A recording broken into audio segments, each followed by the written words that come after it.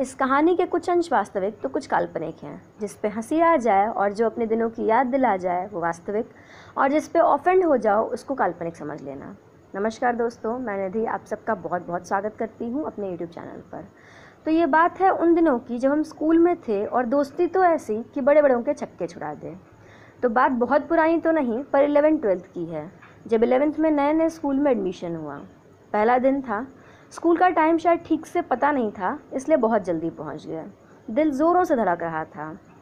तभी पहली मुलाकात हुई उस प्यारी सी दोस्त से, जैसा नाम वैसे ही खुशमिजाज और ज़िंदा दिल। बातचीत हुई और भी फ्रेंड्स बने, और देखते ही देखते हमारा बेस्ट 7 कॉमर्शियंस का ग्रुप भी बन गया।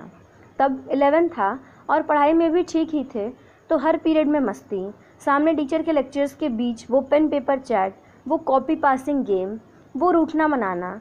कुछ तो टीचर्स भी ऐसे कि खिड़की के आगे कम और पीछे ध्यान ज़्यादा होता था।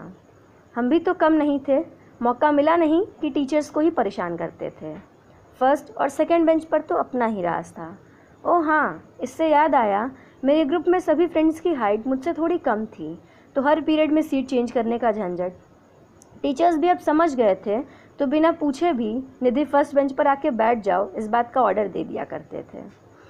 वो किसी एक की गलती पर सब एक साथ खड़े हो जाते और फिर पनिशमेंट की टर्न आने पर सॉरी बोल टीचर्स को भी मना लिया करते थे। हम वॉशरूम में ग्रुप बनाकर जाते और फिर पकड़े जाने पर नए नए बहाने बनाते। टीचर्स भी समझते थे, पर पढ़ने में सभी अच्छे ही थे, इसलिए कुछ न कहते। तब हम शैतानियाँ तो बहुत करते थे, पर 11th में नए थे, इसलिए अभी थोड़ी खैरियत थी। पढ़ते ही पढ़ते पता चला कि कॉमर्स का बायो और मैथ से भी पंगा होता है। इसी बीच एक मैथ्स के बंदे ने चैलेंज भी ठोक दिया कि कॉमर्स आज तक कुछ कर पाया है जो अब कर लेगा। तब हमने भी ठान ली कि सबको यह बताना है कि अब हम किसी से कम नहीं। तभी 11th के रिजल्ट्स आ गए। पता चला कि तीनों सेक्शन से कॉमर्स ने टॉप किया है, और वो भी मैंने ही। फिर तो अपना ही जलवा था। मैथ्स को उसका लेवल भी समझ आ ही गया था। खैर, अब ये सब तो ठीक था, पर अब 12th था, तो पढ़ाई में हुए सीरियस और लगा दी जान। पर अब तो स्कूल के सीनियर मोस्ट भी थे और स्कूल में पुराने भी हो ही गए थे, तो अब दोस्ती का लेवल कहीं और था। पूरे स्कूल में अपना फ्रेंड्स ग्रुप फेमस था, और सुधरने वालों में से तो हम थे नहीं। तो अब इंटरवल से पहले ही टिफ़िन खाली हो जाती थी, रिसेस में दूसरों के लंच बॉक्स की डिमांड होती थी, वाटर बॉटल भी भरने किसी और को भेज देते, और कभी मौका मिलने पर टीचर्स से भी टिफ़िन शेयर किया करते थे।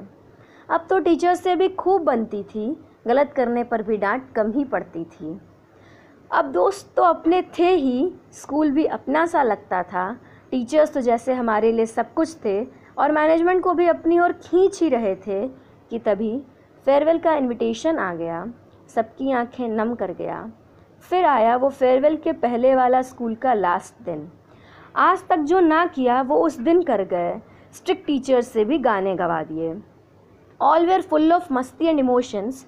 शायद पहला दिन जब मुझे किसी के टीज़ करने का बुरा नहीं लग रहा था। दिल में एक एहसास था कि आज के बाद कहाँ मिलेंगे और कौन बोलेगा। Can never forget this day. रोज़ झगड़ा करने वाले भी आज टॉपर कह के साइन मांग रहे थे, ये कह के कि इसे मेमोरी बनाएंगे। पर उन्हें क्या पता कि साइन क्या, ये यादें ही आज मेमोरी हैं, जो याद आने पर हंसा और रुला जाती हैं। आज वो स्कूल की मस्ती बहुत याद आती है, याद आते ही सबके चेहरों पे मुस्कान छोड़ जाती है। आज वो स्कूल की मस्ती बहुत याद आती है, और याद आते ही सबके चेहरों पे मुस्कान छोड़ जाती है। Thank you.